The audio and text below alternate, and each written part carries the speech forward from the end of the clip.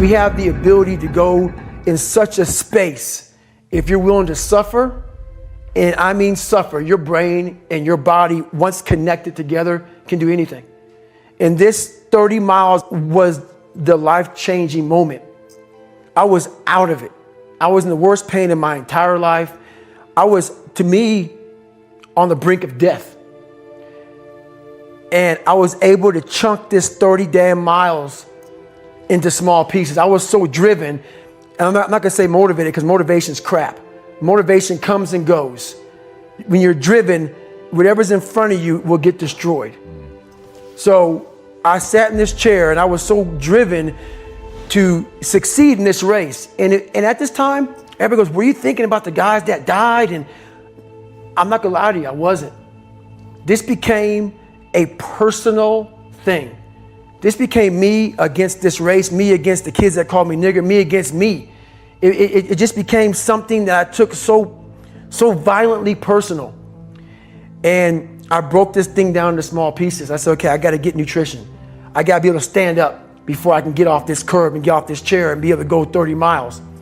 So I went through all these small steps, and I was able to stand up.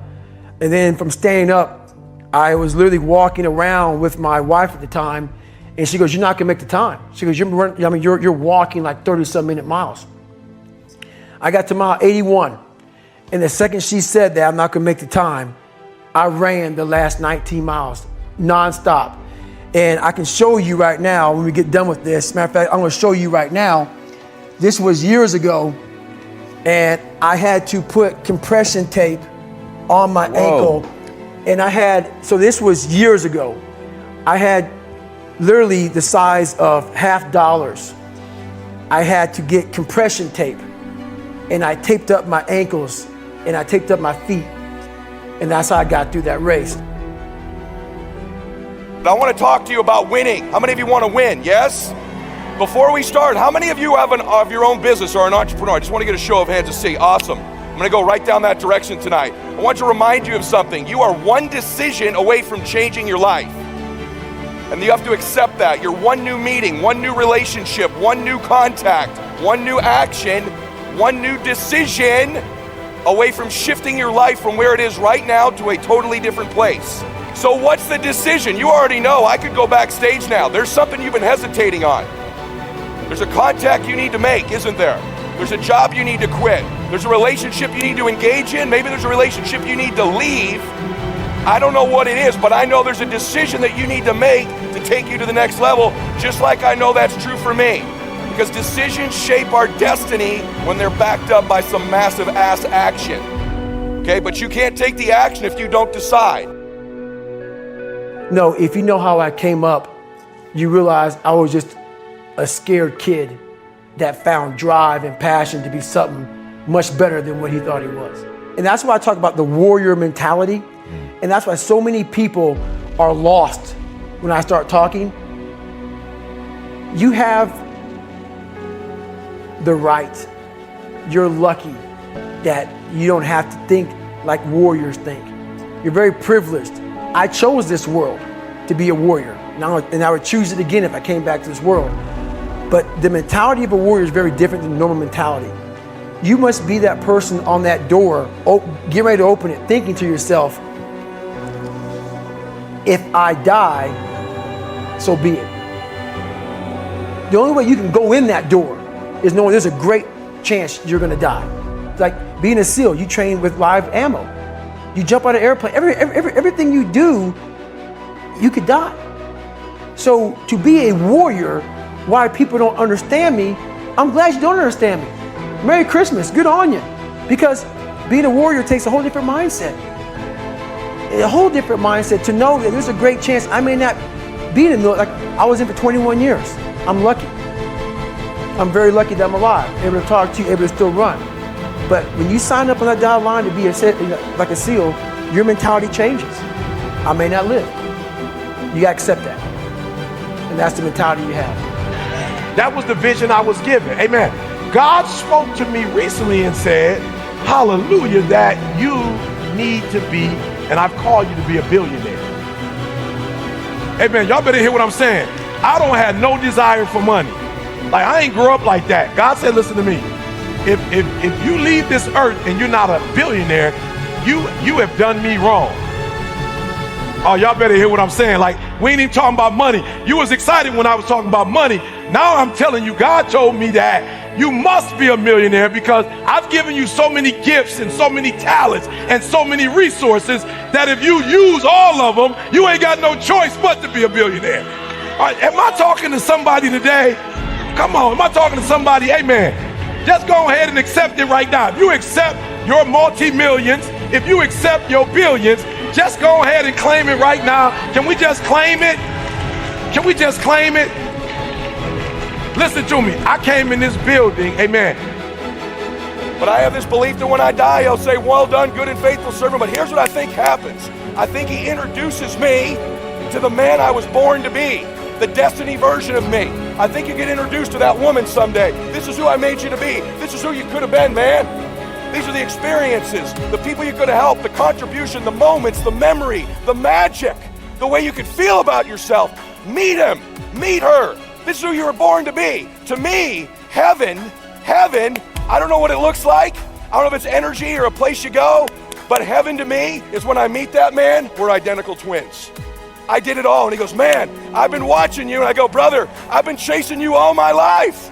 He goes, you caught me. I watched you. I'm so proud of you. You did it all, right? Hell would be meeting that person someday and you're total strangers with them. I don't want you to have that happen at the end of your life, where all these things you were capable of, all the possibilities, all the moments, all the travel, all the trips, all the help, all the contribution, none of it happens because you won't fight for your family. You won't get obsessed for what you want. You won't transfer energy to people. You won't stop negotiating the price. You won't program your reticular activating system. You won't work on your identity. All that's on the line is your dadgum life. That's all, just your life. That's all we're talking about here is just you, your precious soul, who's enough, who's got greatness in them, who can do whatever he or she ever dreamed of. If they'll just start believing it, if they'll start taking massive action, you were born to do something great with your life. You were born to do something magic in small ways, in big ways, in quiet ways. Maybe it's not going to be millions of dollars. Maybe it's going to be one person you inspire with your story, what you overcome. One kind word, one message, one moment with one person can change the world. And I know you're capable of it. And whoever made you feel special, if there was nobody like that in your life, I apply for the position. If you're with me daily in my podcast, in my media, in my social media, I apply for the position to believe in you because I know how great you are. I know what you're capable of. I know this, your dream's going to be tattered all the time. Sometimes you just got to hold it together with hope. Sometimes you got to hold it together with a little Velcro, right? I don't know what you got to hold it together with, but here's what I know about you last. Listen to me. You were born to do something special with your life. You're not invisible. You're loved. You're cared for. You're cherished. You're believed in. You came here with a purpose. I don't say that to inspire you. I try to give you some tools to help you. I've got hundreds of other tools I can help you with if you follow my stuff. I'm existing in the world for the next 50 years just to serve people, just to help you, just to hopefully contribute to your life, to be a tough guy and tell you to fight, but to be your biggest advocate and your biggest believer as well. Look at yourself, man. Look at yourself. And it was that day, and a couple of days after that, I just got real with myself. And every day I came home, I called it the accountability mirror. What am I going to do today to change what I see in this mirror? What am I going to do today? And a lot of it was, I stopped sitting with the cool guys. I actually tucked my shirt in, went to school looking like, hey man, this is how I'm going to look. If you don't like it, so be it. I had to really wear this layer of skin. I had to develop a really calloused skin on me to take whatever you're gonna call me, you're gonna call me. Whatever I'm gonna be, I wasn't a geek, but whoever I am, you're gonna see me. You're gonna see me for who I am, because I need to change who I'm not. And that accountability mirror just became raw. And when I became fat over the years, because I fell back in the hole, I called myself fat, because I was fat. And people don't wanna do that. They wanna say, oh, don't call yourself fat. Don't call yourself dumb. If you're not real and raw with who the fuck you are, nothing's gonna change. And in this nice new world that we live in, we wanna hear, you're just a little big. No, man, you might be fat. And it's okay to hear that from yourself and from everybody else. So that's where it started at. and it's raw. It gets ugly sometimes with me in that mirror, but I'm also proud of myself to be able to tell myself that and then fix what's in that mirror. That's what hits me, and that's what I really want people to hear, is that you can say those things, A, because they're true, and B, because you can fix them. Right. And your whole life has been about addressing those things. So walk us through how in the book do you help people start addressing it? Because that's what I think is so powerful about your book. So the first thing about it is, once you realize it, and you have to realize it, you gotta call yourself out. Addressing it is very small. It doesn't go from like one morning I'm this way, next morning I wake up and presto, 5 steps to greatness. No, it ain't that, brother. You read my book, this is hard work. It's every day, like right now. I had to be honest with you, man. I'm even shaking right now being on this show. I'm a big time introvert. How you address it is you face it. You face it every day. You face it every single day of your life. Where you say, okay, like if you're fat and you need to lose weight, it's patience. It's patience in this fact of accepting who you are right now. I'm fat, I don't like myself. Accepting the fact that if you lose 3 or 4 pounds, that's a huge accomplishment. You have to live in your own fucking world. You cannot judge yourself. That's why social media and all these things are horrible. You can't judge yourself off of the so-called competition that we have made up in our mind. The things that, how people look, how people act, how smart someone is. This is a race that you run completely alone. And you're all by yourself. I had tons of sticky notes all over my mirror. It wasn't like, be better than John or be as fast as whoever. Okay, David, yesterday you did this. Today, our next goal for the week is this. So I had a year goal, weekly goals, daily goals, hourly goals, and the big goal was I lied a lot growing up. I wanted to be accepted. One goal was, let's go one day without lying. Let's go one day, and then when I would lie to somebody, I would say, hey man, I had to go back now and apologize, say, hey man, I lied to you. You know how hard it is to go back to somebody and say, I lied to you? Hey man, you know what? Back there, I lied to you, dude. I was really jacked up.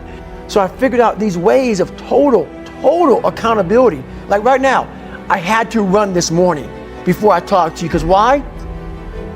That's what I'm about. I'm about mind, body, fitness. A lot of folks talk so much shit about, hey, I'm gonna change your life. I'm gonna do this, I'm gonna do that. Are you accountable for what you're doing? Are you accountable? And I mean to the T for what you're saying. I am. And that's where it started. It started with that total accountability of, let's not lie today. Let's tell people the truth about who you are. And when you can get on and tell someone, like I'm doing right now, exactly how fucked up you are, that's the goal in life. To put your life on a billboard, on the busiest road, in the busiest highway in the world, and say, this is how fucked up I used to be. Take it or leave it. If you don't start getting after your dream, it'll get old and dated and stale because you keep wrapping it in cellophane. You keep waiting till you know a little more. Till I know a little more. Till I know a little more. If I just knew a little more, that's BS. You don't need to know a little more. You need to execute a little more. You need to get after it. You need to make some mistakes. Perfection is the lowest possible standard. Quit trying to be perfect. You don't need to know everything. The best people I know in business, they take action when they don't know everything. They learn what they can and they go execute. They make a mess. Being an entrepreneur is messy. You need to embrace the mess. Embrace the chaos. You're never going to know everything you think you need to know. That's why my low IQ, and I'm not kidding when I say that, is to some extent an advantage. The real me is David Goggins. The real me is a guy looking at you right now saying, I don't want to fucking be on this show right now because I used to stutter as a kid. And I'm afraid of that. I'm afraid that here in a second, I'm gonna start fucking stammering and stuttering and the whole world's gonna know that I have all these issues. But that's when I see right now, okay, Goggins, you gotta go on this fucking show. That's Goggins. Goggins is saying, okay, David Goggins, you're a punk. Life made you this way. We can't live like this. We can't live in fear. We can't live in judgment. We can't be afraid of what the fuck people right now are looking at me saying about me. We cannot be afraid of that. That's Goggins. Goggins saying, fuck all of you who don't like me, who don't want to And that person then comes in. But you have to be David Goggins and say, man, I'm afraid of this. I'm fucked up here. Life made me this way here. I stutter. I have these issues with reading and writing, and I'm fat and I'm insecure. You have to face that in that dark room. In that dark room is who you are. But in that dark room is where you have to create another human being that walks out of that dark room to face who you are. That's the only way you're gonna get over all those things. You have to create someone else. Not like you have two different personalities, it is you. But you have to find strength.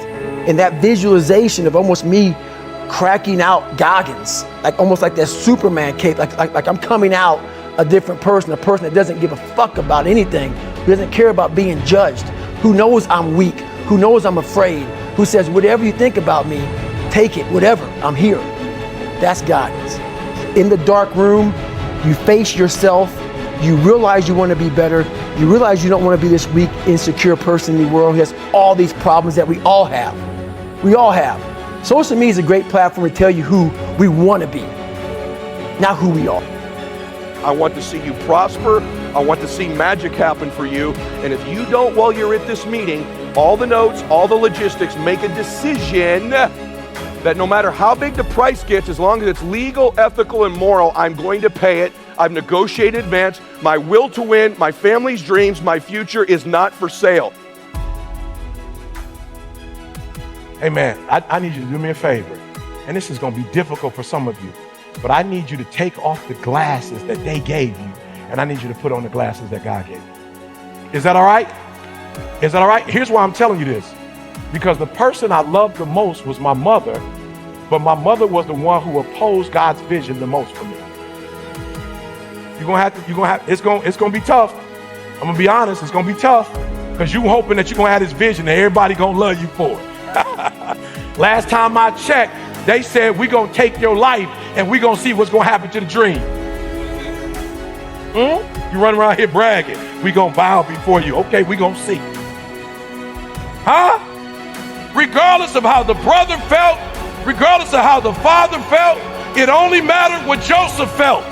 That's it. Joseph believed the dream, and Joseph believed the dream so much so that after he had the dream and he went through what he went through and it didn't look anything like the dream, he never lost hope, he never lost faith, he never cursed God, he never turned his back on God, he never acted like it wasn't going to happen in the midst of everything he went through, because he saw it. It didn't make a difference what he go through, because he saw it. It didn't matter that she lied on him, because he saw it. It didn't matter if he got put in jail, because he saw it and possessed the dream. He possessed the vision. It didn't matter what happened. So if you have any mental toughness, any ability, if you have any fraction of self-discipline, the ability to not want to do it but still do it. People have a hard thing understand. I hate to run. And what makes me so crazy, it doesn't anymore, is people go, well, why do you run if you hate it? What are you talking about? I don't want to take showers and eat either. I hate that too. That's life, man. It wasn't until I changed that mentality that I became somebody. I hated going to school, so guess what? I was dumb as shit. That's what 1 + 1 is 2. But if you can get through to doing things that you hate to do, on the other side is greatness.